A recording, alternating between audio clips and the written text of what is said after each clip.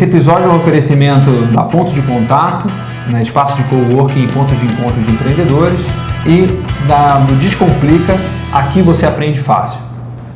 Olá amigos, esse é o Man the Arena, um vídeo podcast sobre empreendedorismo e cultura digital. Eu sou o Léo Cuba. E eu sou o Miguel Cavalcante e estamos aqui na Ponto de Contato com nosso amigo aí de longa data, Júlio Daio Borges. Prazer estar com você, obrigado. Prazer é meu, eu sou fã do Man the Arena, como vocês aí que estão assistindo, e conheço desde as eras dos primórdios, lembro deles combinando na rua de gravar os primeiros programas, acompanho o crescimento, estou sempre repassando, acho muito legal, admiro muito e parabéns pelos upgrades desse ano de 2011 que estão muito legais.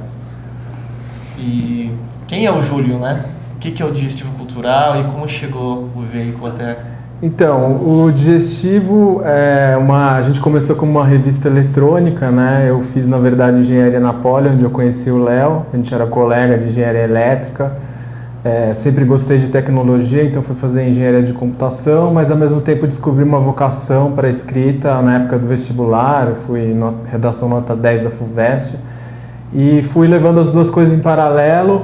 Descobri a internet em 95 e quando me formei escrevi um texto criticando a Poli e as coisas que eu não concordava, que ficou famoso, que chama A Poli Como Ela É, e acabou indo parar na Folha de São Paulo. Luiz Nassif reproduziu um trecho na época, não conhecia nenhum jornalista, nada. A partir daí eu comecei uma newsletter pessoal. Em 2000 eu trabalhava em banco, já tinha passado por consultoria também. Resolvi fazer o site com outras pessoas que eu conhecia e aí desde então o Digestivo vem se desenvolvendo. Hoje a gente está com 300 mil visitantes únicos, mais ou menos de 1 milhão a 1,5 milhão de page views por mês. Aí tem parceiros desde a Livraria Cultura até as principais editoras do Brasil, passando pela Companhia das Letras, a Record. Enfim, a gente fez várias coisas, faz evento, também já fez revista, uma história longa, 10 anos já. Ô Júlio, e você tem mais de 10 anos de internet, tendo uma empresa, tendo um site, né, trabalhando na internet. O que mudou assim, desses 10 anos? Qual a diferença de um veículo de 2000 na internet e um veículo de 2011 na internet? Mudou bastante, é uma pergunta bem ampla. Assim, eu acho que o que principalmente eu vejo é que antigamente, nessa época, na internet a gente fala antigamente 10 anos atrás, você tinha que conhecer programação, você tinha que conhecer HTML, você tinha que entender como os computadores funcionavam, para você registrar domínio você tinha que ter empresa aberta, você tinha que fazer FTP. Então a gente que tinha essa familiaridade com as máquinas, e enfim, eu tenho computador desde que eu tinha 11 anos, a gente tinha mais disposição para fazer isso. As pessoas normais, elas tinham um pouco de... As pessoas normais, né? As pessoas não técnicas tinham um pouco mais de dificuldade, porque não era a área delas. E hoje, eu acho que a gente tem muitas plataformas interessantes, plataformas globais, de alcance global, que você pode começar a fazer algum veículo em 5 minutos e alcançar uma audiência enorme. Coisa que antes era muito mais burocrático, muito mais difícil. Então, eu acho que essa é a grande mudança assim, que eu vejo. Então, o diferencial hoje é muito mais o produto / conteúdo, né? O conteúdo aparece mais, você consegue falar logo o que você tem a dizer em menos tempo, gastando menos. Antes você perdia muito tempo com a parte técnica, apesar de que eu acho que a parte técnica ainda faz diferença. Eu não sei se essa diferença vai sumir algum dia, mas, por exemplo, você saber como o Google funciona, como é que ele indexa a página, enfim, tudo isso, você conhecendo como os computadores funcionam, facilita, porque você entende como é que os algoritmos são feitos, e isso sempre vai ser um diferencial diante de quem não entende, né? Agora a gente falou sobre esse diferencial da barreira técnica, né? E de modelo de negócio, quer dizer, dos primórdios da internet até agora, né? Veículo, porque você também tem um veículo, né? O AgriPoint. Ainda é baseado em vender banner? Não, mudou muito, né? Na verdade, assim, quando a gente começou, eu comecei por idealismo, eu queria fazer isso, eu estava na contramão do mundo corporativo, trabalhava de gravata, terno, eu queria fazer uma coisa que eu gostava, realizar uma vocação, então eu não pensava muito nisso naquela época, né? Mas assim, a internet, ela na verdade, ela era muito pequena, se a gente for pensar, né? Então, por exemplo, o KD, que foi vendido para o Yahoo, que era o Yahoo brasileiro, tinha 30 mil visitantes únicos por mês. E foi vendido por milhões. Hoje 30 mil, sabe, tem blogs que tem 30 mil, muito mais que isso até. Então, eu acho que a grande diferença foi a Web 2.0, em 2005, mais ou menos, que trouxe muito mais gente através da banda larga, através aqui no Brasil da inclusão digital, do barateamento dos computadores, que realmente gerou uma massa crítica na internet, que antes você não tinha. Uma audiência. Então você hoje tem audiência de televisão na internet, que era uma coisa que não tinha. Então, assim, os grandes anunciantes, eles era muito pequeno, assim, as verbas, sempre a internet vem crescendo, agora já se fala em quase, acho que 8,5%, quase 10%, né, da verba publicitária brasileira. Ainda é lento, mas assim, antes era, na verdade, quem estava acostumado com televisão não via resultado na internet, então assim, era muito mais um modelo de patrocínio, né? Era um modelo de você conseguir alguma coisa num nível mais institucional, não era uma coisa de você mostrar números, porque não existia mesmo, era você falar, olha, meu site é importante porque tem essa referência, porque saiu nessa revista, porque essas pessoas escrevem. Então você conquistava nessa base. Então hoje é muito mais, você consegue mostrar mais resultado, as pessoas sentem o resultado. Por outro lado, tem que ter resultado. Hoje Você tem muito mais sites também, muito mais, né, fragmentação, mas também tem muito mais audiência. Como é que você compara? Melhor ou pior hoje? Olha, para quem vai começar é pior, eu acho. Mas para quem já está consolidado é melhor. Porque você tem uma inércia grande, para quem vai entrar vai ter que vencer uma barreira maior, né? Antes você tinha poucas pessoas, sei lá, quando a gente começou a gente não conhecia nenhum site que fazia o que a gente fazia. Hoje tem vários, né? E assim, tem vários que vieram no nosso modelo e tal. Então assim, você sabe que já tem alguém fazendo, é muito difícil você quebrar um paradigma na web. O que eu acho é que o que está acontecendo hoje, que a gente até pode entrar nesse assunto, é que o que estava acontecendo na web há 10 anos atrás está acontecendo agora nos dispositivos móveis. Então assim, você tem menos gente nos dispositivos móveis, celular, iPad, Kindle. E eu acho que é uma história que tende a ser mais ou menos parecida. Repetir, né? Então eu acho que assim, se você quiser saber como era, você pega esses dispositivos, você vai ver que tem bem menos gente fazendo coisa, e a web, ela praticamente foi dominada, né? Assim, é um território que todo mundo tá. Antes você não tinha gente que não estava na internet. É uma coisa que parece estranha hoje, mas que acontecia naquela época.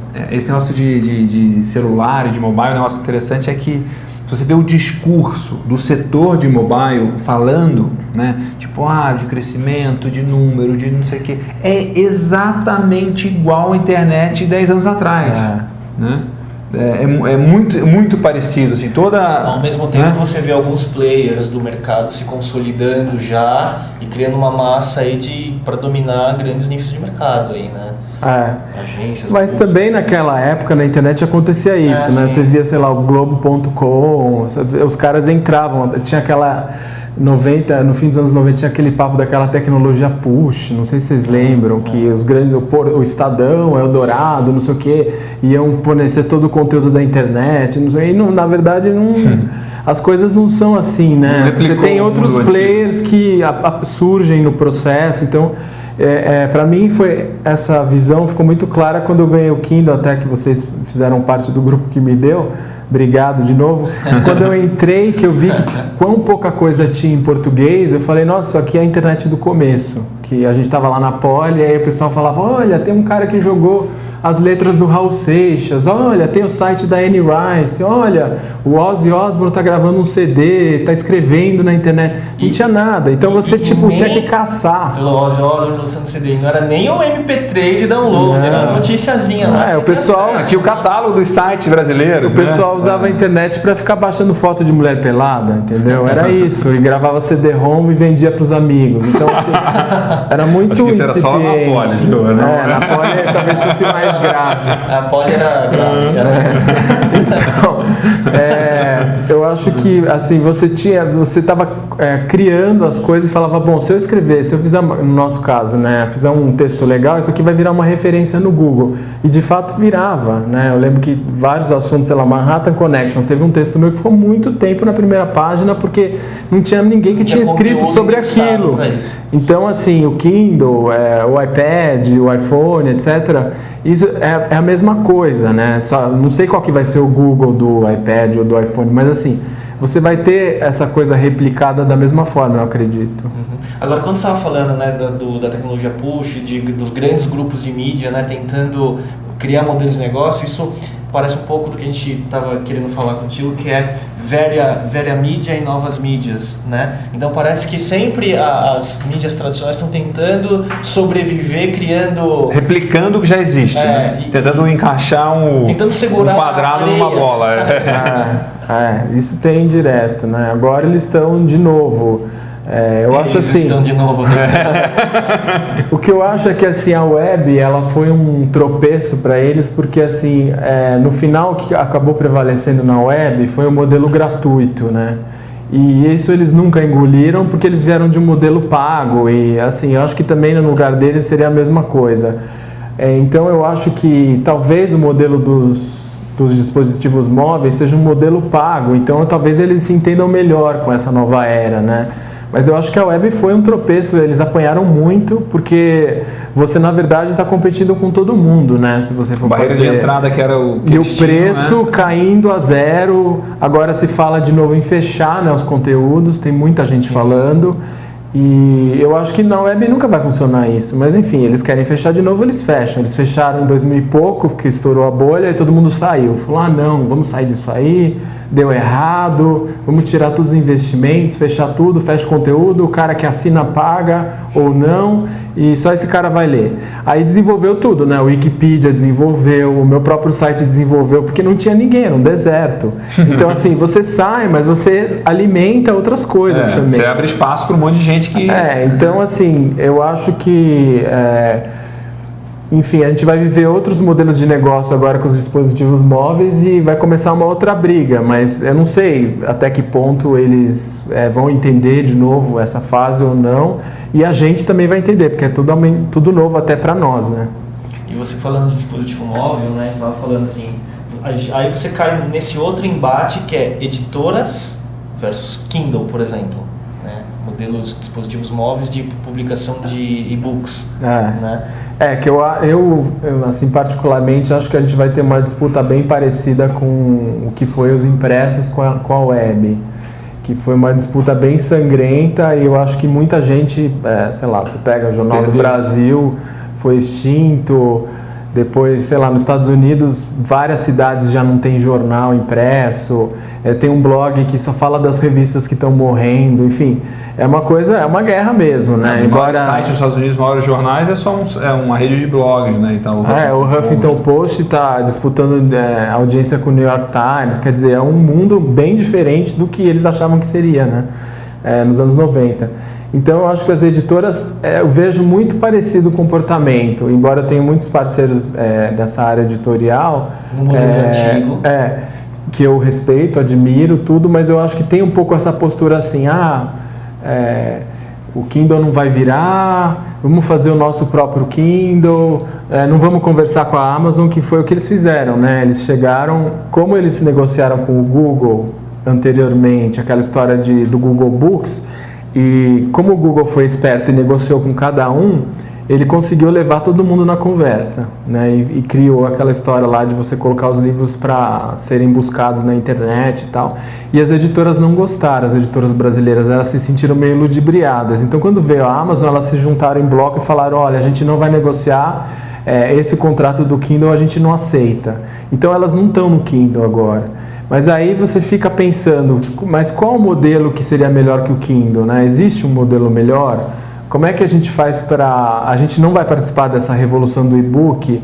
Eu vejo um pouco assim parecido com o pessoal dos impressos, que teve uma postura assim com a web. Então a gente vai abandonar a web e a web vai acabar sozinha. Isso vai porque a gente custar não tá lá. caríssimo para eles, né? Então assim, eu acho que a postura de você negar, tampar o sol com a peneira não é a melhor. Porque assim, agora já... Claro que a Amazon ela tem interesse na história, mas eles já estão falando que os livros eletrônicos estão vendendo mais do que os livros no todo da Amazon, né? Então isso assim, por mais que a gente não tenha acesso aos números e tal, e seja uma coisa duvidosa, porque o Kindle é deles e tal, é uma coisa um pouco, para mim assustou, assim. É muito novo, né? Eles falam assim, pô, o negócio existe desde 2006, 2007, né? Agora já está vendendo mais lá nos Estados Unidos, quer dizer, isso é uma coisa que, para abrir o olho, né? Não sei. É que acho que tem um pouco, tem um 80-20 aí, né? Os caras, os heavy users, né? Os caras que compram, os aficionados, né, por livro, o cara tem Kindle e compra, né? Tem cara que compra tipo 5 livros por semana, né?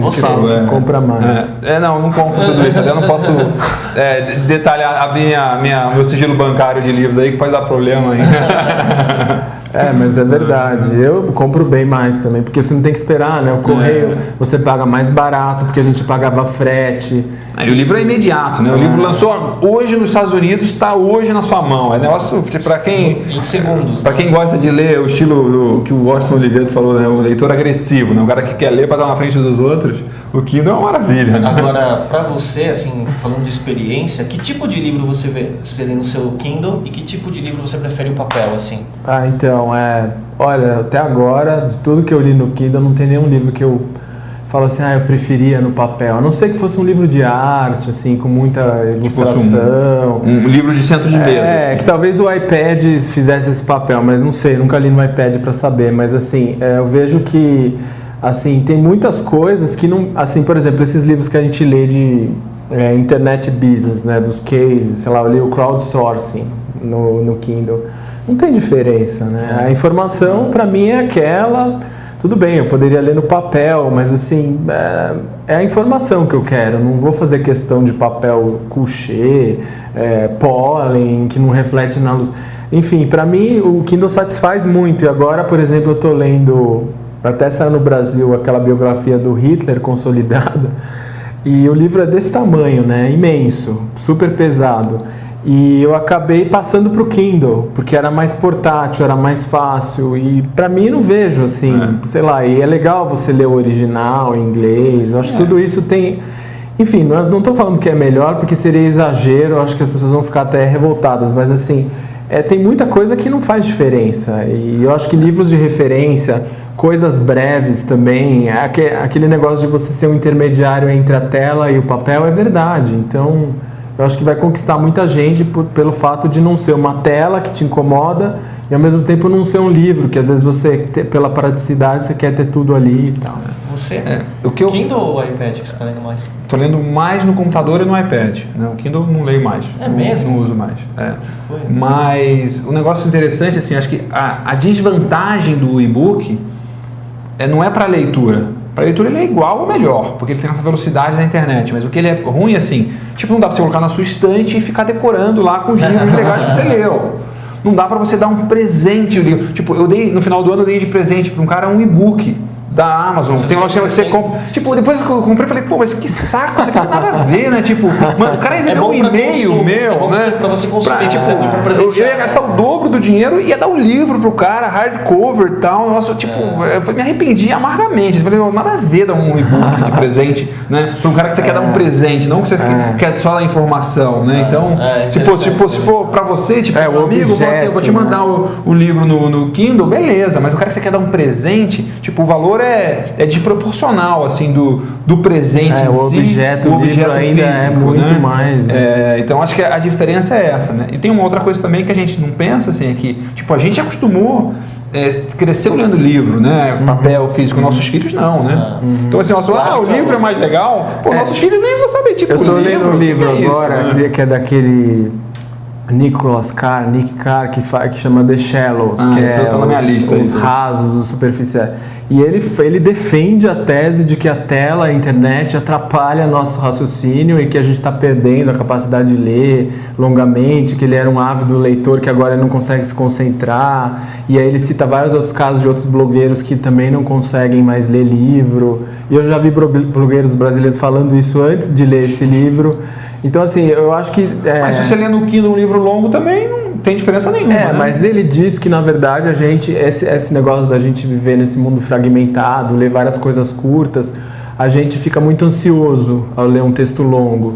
E aí você não consegue fazer mais a imersão que você fazia na época que existiam só livros físicos e tal. Enfim, o cara, ele constrói todo um raciocínio para alertar que isso pode ser uma coisa perigosa pra gente daqui a um tempo, né?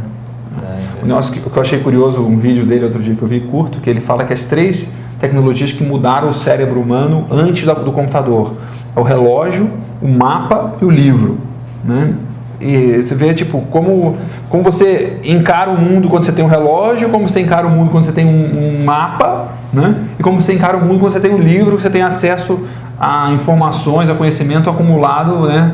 Quando não tinha livro, né? Então, eu achei muito legal esse exemplo, mas o livro eu não li ainda, tá lá? É legal. E aí ele fala muito disso, offline, online, porque ele é um grande entusiasta da tecnologia e tudo, mas ele acho que sofreu assim meio um burnout, assim, um baque, e ele resolveu voltar para trás e olhar e se assustou assim com o estado que ele ficou.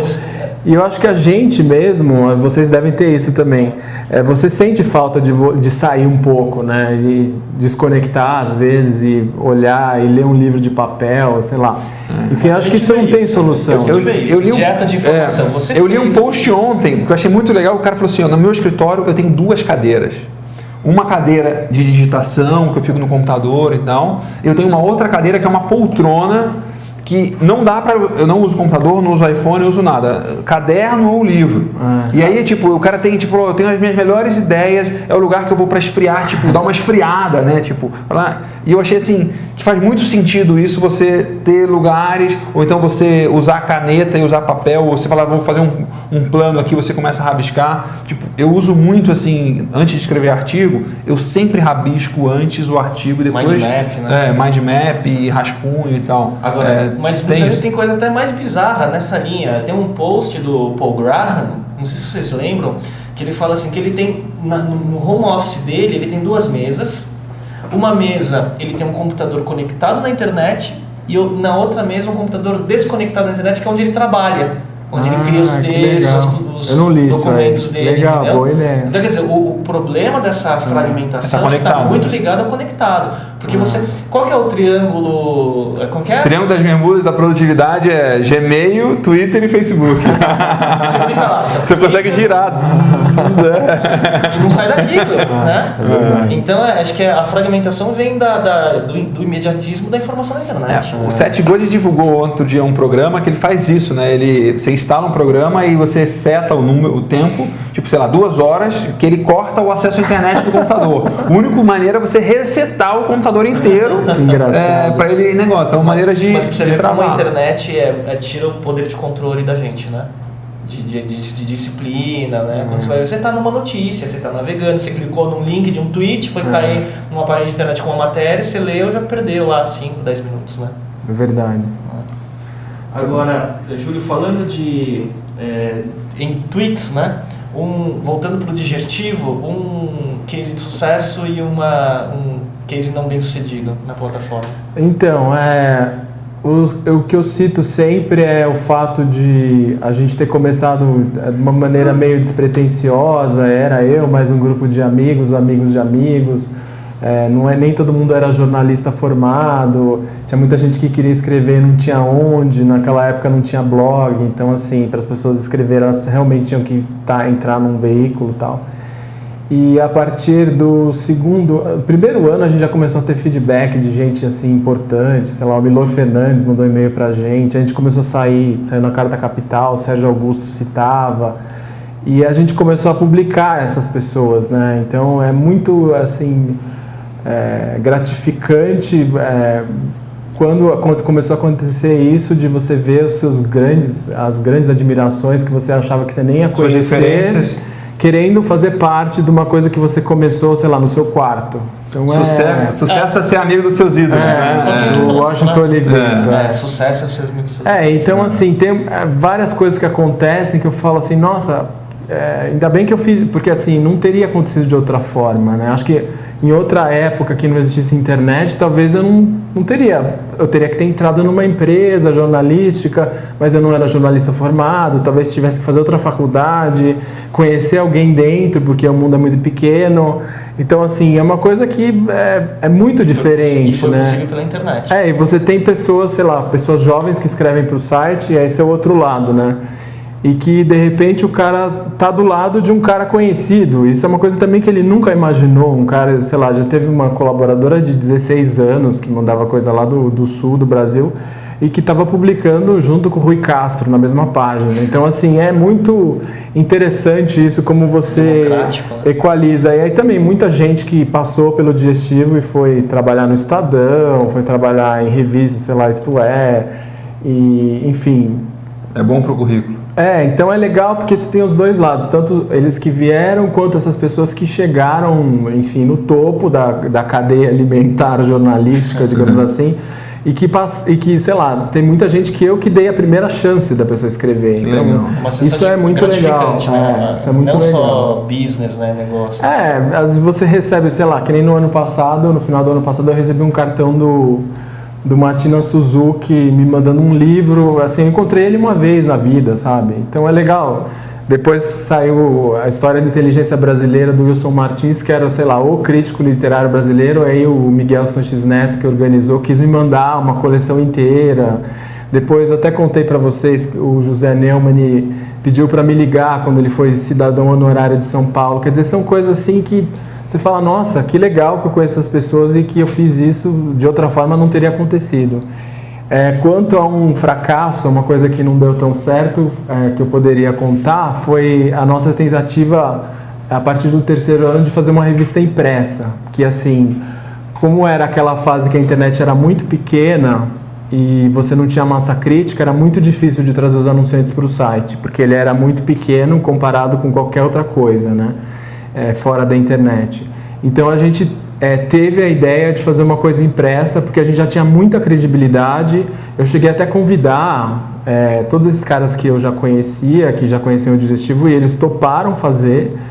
E talvez, enfim, a ideia no início era, de repente, viabilizar melhor o site a partir da revista. Mas foi bom que eu não fiz, porque eu acabei, depois de fazer muita conta e enfim, observar, conhecer outros cases de revistas que estavam sendo publicadas nessa área, enfim, porque se eu tivesse feito, eu teria de repente matado o Digestivo, teria sido uma coisa que na internet você tem assim o grau de estrago que você pode fazer é muito menor, porque você fazer uma coisa impressa que requer um investimento enorme e que se não der certo você quebra, literalmente.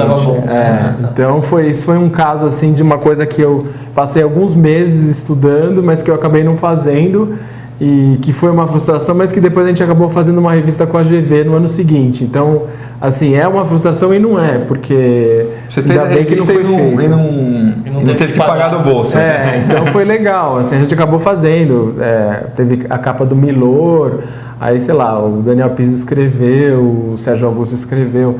Enfim, todos esses caras que a gente queria chamar, eles acabaram participando do mesmo jeito. E foi legal porque tinha o endosso da GV. Então associou uma marca bacana. E eu acabei depois virando colunista da revista. E comecei a escrever sobre internet business também. Então foi uma grande experiência, assim, que partiu de um fracasso, entre aspas, que ensinou bastante.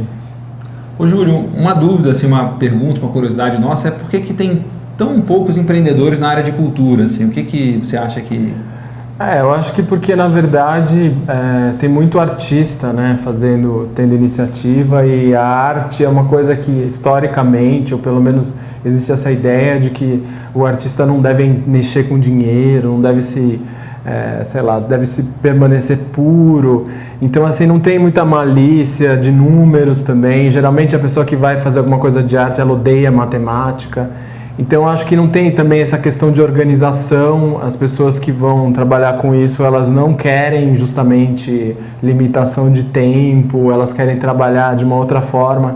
Então eu acho que tem muito isso, assim, eu na verdade, apesar de gostar de cultura, de arte e tal, eu gostava de organizar, então assim, eu fui organizando meio que naturalmente, mas eu acho que não é uma questão de perfil mesmo, eu acho que as pessoas acabam chamando alguém de administração para colocar ordem na casa e se sentem mais seguras, assim, se tem alguém por trás, e preferem não aprender porque acham que vai, enfim, prejudicar a própria criatividade. Esse é um tema legal que a gente até quer trazer aqui no Mendeley, pessoas com outros backgrounds que têm negócio, têm iniciativas, tem mas coisas bacanas. Existem pessoas como você assim, que tem um perfil analítico, até pelo seu background, de engenharia e tal, e o lado humano / criativo, artístico. Porque assim, eu reconheço que é uma coisa difícil de conciliar, porque você, por exemplo, quando eu vou escrever, eu não quero o horário. Né? Vocês também, vocês escrevem, vocês sabem como é. Você quer que a coisa flua, você não quer falar assim, bom, eu tenho que ir embora daqui a meia hora, você já nem começa, né? Você nem consegue. Nem Aquela história do Christian lá, divide em tarefa, não sei o que, pra mim não dá certo, cara. Uma tarefa de 15 minutos de escrever, não vou nem começar, porque eu não vou entrar. Eu não vou entrar no clima. Até você entrar, você tem que ler alguma coisa, ir para um lugar assim que você tenha um horizonte para olhar, não sei, para mim é assim, num lugar que eu não trabalho com relógio, com cronômetro. Então assim, eu reconheço que é difícil, que nem todo mundo tem que ter esses dois lados. Então eu acho que essa é a questão básica. E, Júlio, qual o livro de negócio de 2010 que você leu que você recomenda? Então, eu li, assim, quando vocês fizeram essa pergunta na pauta, eu fiquei pensando e eu li vários livros, que eu vou citar alguns, não tem o livro, assim, acho que no ano passado eu li um monte de coisa interessante, mas um deles foi o livro do Rubini sobre as crises, que não é, na verdade, um livro sobre empreendedorismo, mas fala muito sobre o ambiente de negócio, por que as crises acontecem, e obviamente focando mais na crise de 2008 que ele previu, né? Depois, um outro livro que eu gostei muito... Mas é verdade que ele está prevendo há 10 anos essa crise de 2008, né? Sempre tem alguém que previu, né? Mas aí quem acertou é outra história. Então, aí depois tem um outro livro que eu gostei muito, que é o Iconoclasta, de um cara que chama Gregory Burns, que é um livro... que obviamente faz menção ao Steve Jobs da Apple, que na verdade ele mostra como é que essas pessoas que criam coisas novas, elas enxergam um mundo diferente e elas têm uma coisa diferente, desde o cérebro, a maneira de associar ideias, até uma questão assim de não ter medo de fazer coisas diferentes, de não ter medo de ser censurado.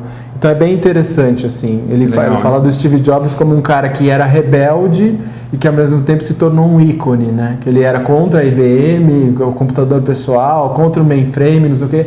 Aí de repente ele mesmo virou um ídolo. Então é interessante, assim. Ele era o contra e aí virou. Ele virou. Se alguém quer ser contra, tem que ser contra ele. Ele agora, era o underground e virou o mainstream, entendeu? Quer dizer, é um case muito interessante. E depois tem outros livros que eu li que não são... o Crowdsourcing também eu citaria, que é um livro legal, que fala desses negócios de terceirizar para a multidão, que é uma coisa até que não se fala tanto hoje, mas que se falava bastante há um tempo atrás. Depois tem uns livros de design que eu li, que é um do Paul Rand, que eu recomendo muito, entrevistas dele, que é o cara que criou o design da IBM e trabalhou para o Steve Jobs para criar o design da Next na época, a empresa dele que não deu certo. Depois tem um outro que eu li de arte, que é a História da Curadoria, que fala muito de empreendedorismo cultural, que fala dos caras que montam a exposição, como que eles pensam, a relação deles com os artistas. E um outro livro de design que eu citaria, que é o Linguagem das Coisas, que é falando como que a gente, enfim, é fascinado pelos objetos, como é que um iPhone foi criado, de onde vem o design, quer dizer, tudo tem uma história, tem um... Não é design thinking em inglês. Não sei. Design of Things, sabe? Mas é bem legal. Eu recomendaria esses que tem, acho que a ver assim com o tema. E 2011, o que vem para o digestivo? Então, a gente vai fazer finalmente a mudança de layout, tem muita gente pedindo. Porque assim, na verdade eu demorei para chegar... Você vai mudar antes do Craigslist. Para chegar no que eu acho que deveria ser. Porque assim, acho que antes de você mudar, você tem que saber para onde você está indo, né? Que é uma coisa que... se não tiver claro, você começa a mexer e você não chega em forma nenhuma. Isso é muito perigoso, aliás. E outra coisa que a gente quer fazer é alguma coisa ligada com o Kindle, com a Amazon, com esse negócio de publicação, que tem a ver com o projeto que o Miguel me passou do Seth Godin, de publicar livros eletrônicos, enfim, pegar essas pessoas jovens que escrevem e ver o que dá para fazer com eles e experimentar alguma coisa de monetização, vender texto, que é uma coisa que na web era impossível, mas que agora a gente acha que tem uma possibilidade interessante. Legal. E o Júlio trouxe uns brindes aí, 3 presentes aqui para sortear. Nosso último convidado não acreditava em sorte. Então, eu trouxe 3 livros. O Filho Eterno, que é um livro super premiado dos últimos anos, acho que é o livro mais premiado dos últimos tempos, que é a história do filho do Cristóvão Tesa, que é o autor que tem síndrome de Down. Enfim, é um livro bem forte, acho que interessante, de superação. Depois, esse livro de crise é um livro também que fala para você aproveitar um momento de crise, de reavaliação e você ir fundo nas suas mudanças e descobrir o que você é, quem você é, o que você gosta. É um livro bem útil. Você já resenhou ele no Digestivo? Já resenhei no Digestivo. O Cristóvão Tesa também foi bastante resenhado, não por mim, mas por outras pessoas. E aqui o Max Geringer, da Globo, a nossa parceira, que, enfim, eu acho que ele fala umas coisas bem sensatas no rádio, aí é o livro de algumas coisas reunidas dele. E é um cara engraçado, né? Um cara, ele tem já assisti uma palestra dele, você dá muita risada, e o cara você dá risada e tem conteúdo ao mesmo tempo. Assim, fala do mundo corporativo de uma maneira inteligente, assim, não chata, e acho que ensina muita gente a se comportar nesse universo, né? E acho que o pessoal pode acompanhar, acho que a princípio no Facebook, né? A gente vai estar lançando outras plataformas depois, mas a gente vai falar... participe da discussão que a gente vai falar como vai ser feito o sorteio por lá, né? É isso aí. Esse é o Man the Arena. Obrigado. Falou.